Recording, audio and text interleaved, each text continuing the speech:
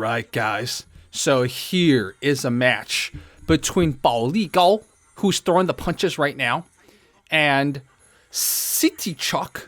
Sitichok is his opponent. So Sitichok is a Muay Thai fighter. Ooh, Bao Li Gao with his high kick. His little attempt at a head movement wasn't working there. Look at the baseball-like kick by the Muay Thai fighter. He's got the Muay Thai stance, right? A little different than the Sanda stance, primarily because in 2003, when this was happening, lots of side kicks being thrown in Sanda, right? The side kick can be used almost like a jab, right? If you use it quick enough, it's almost like a jab. Okay. He's got the low kicks, man. Muay Thai got low kicks too, but... So, in 2003, Bao Li Gao was the number 2, I would argue, Sanda fighter. He got beaten by Liu Hailong, who's probably the more famous Sanda fighter. But Bao Li Gao, believe it or not, started out... So he is ethnically Mongolian, I believe, in China. So he's been wrestling all his life. So he won a lot of his early matches by just doing Sanda throws, right? Shui Jiao, aka Mongolian wrestling throws. Oh, a little hook kick to the face. But as the rules of Sanda changed, and again, this is Muay Thai rules, right? So you can't initiate the certain throws that they do in Sanda. Like you can't double leg, right? The difference between like a Sanda double leg and an MMA double leg, great side kick, is that in the Sanda double leg, it only counts if you throw them, but you don't fall with them, right? So you can't wrestle them to the ground. You literally have to throw them to the ground. So Bao Li Gao, in a lot of his early Sanda matches, would do these amazing Mongolian wrestling throws that he's been doing since he's like 4 on other Sanda people. So Bao Li Gao's lead leg, both the thigh and the calf, is just getting ready to be kicked, man. His stances make him a little vulnerable, and Sitichok hasn't really taken advantage of it too much, but Sitichok is thinking about it. Oh, Sitichok thinking about clinches, but Bao Li Gao seems to be able to pummel his way through, so he's not been able to get plumbed, right? So the ref is saying, listen to my command. Don't punch him after I tell you to break up the clinch, the pummeling.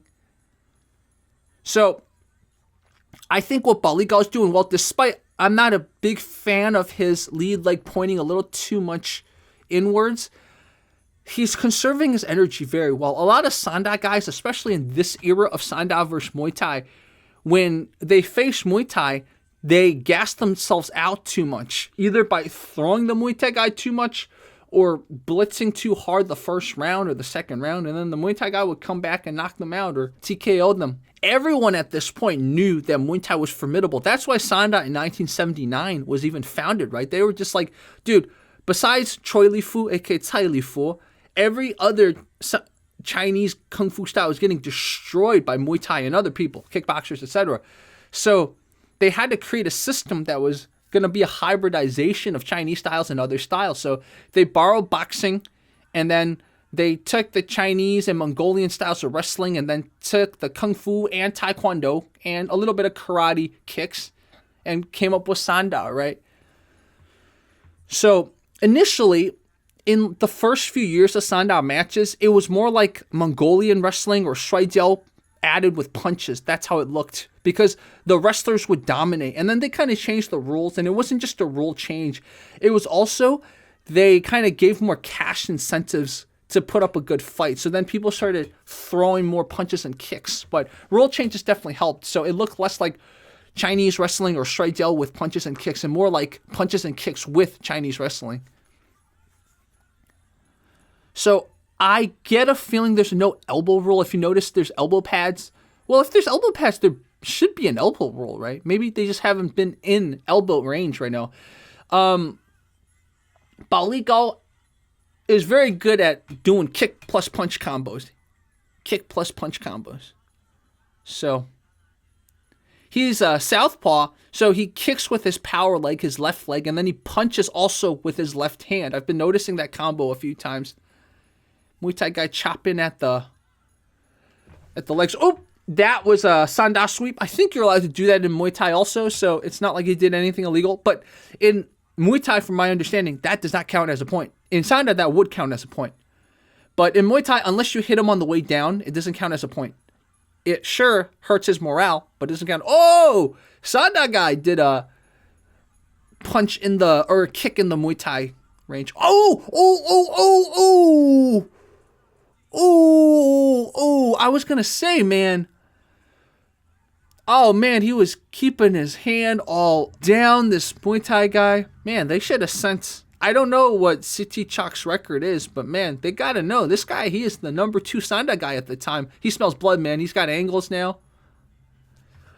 Something is about to happen. You better keep that right hand glued to your temple, Muay Thai guy. Because again, right there, his power leg is his left, man. Keep your right hand glued to your temple. No.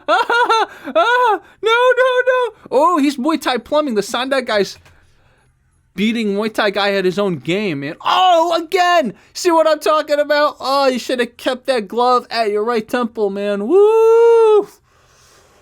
Whoa, wow. So I looked up Bao Li Gao, and it turns out he actually did MMA too. So for those of you who don't know about these Sanda versus Muay Thai matches, what ended up happening was apparently Sanda just wasn't making enough money and they stopped these initial competitions. So Bao Li Gao, at the height of his career, kind of had to switch to something else. And then it seemed like he switched to MMA. In fact, he fought for Andy Pai's Art of War a few times. So if you guys want us to cover more Bao Li Gao, please let me know. Bao Li Gao, I think, was just such a dominant, scary fighter in the early days of Sanda being broadcast on television. And that's why for a while, I remember when I was still a kid and I was looking online, reading the boards on Chinese social media as to Chinese people breaking down why Chinese people don't go into MMA. I saw so many comments saying you have to have some Mongolian blood, so you have to be a northerner in China to have, quote unquote, I don't want to use that G word, but that G advantage to fight in MMA. Of course, now we know it's not like anyone's born an MMA fighter, but I get a feeling Bao Li Gao was the reason why people thought you had to have Mongolian blood, because again, Bao Li Gao was an ethnic Mongolian in China. Just a little aside, that's not the point of this channel, but I wanted to point that out because I remember my peers, some of my older friends, plus reading Chinese websites back in the 2000s, they were always talking about, oh, you need Manchu blood or you need Mongolian blood to be able to become a really good combat sports athlete. So anyways, this was Fight Commentary Breakdowns. Thank you guys so much. Consider becoming a channel member, not just a subscriber, but a paying channel member. I am putting out a lot of content, so I want to be able to maintain this if I get more channel members. Thank you guys so much.